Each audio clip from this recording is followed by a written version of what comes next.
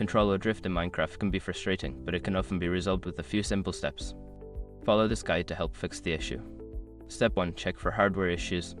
Inspect your controller for any visible damage or doubt.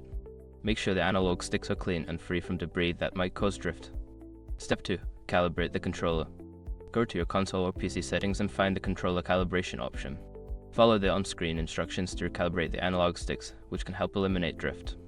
Step 3. Adjust dead zone settings. In Minecraft, navigate to the settings menu and look for the control section. Adjust the dead zone settings for the analog sticks. Increasing the dead zone can help reduce sensitivity and minimize drift.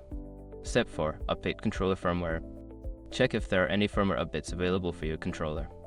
Updating the firmware can fix bugs and improve performance, potentially resolving drift issues.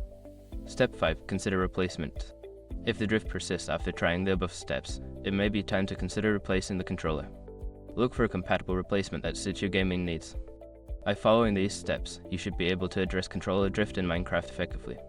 If the problem continues, seeking professional repair services may be necessary.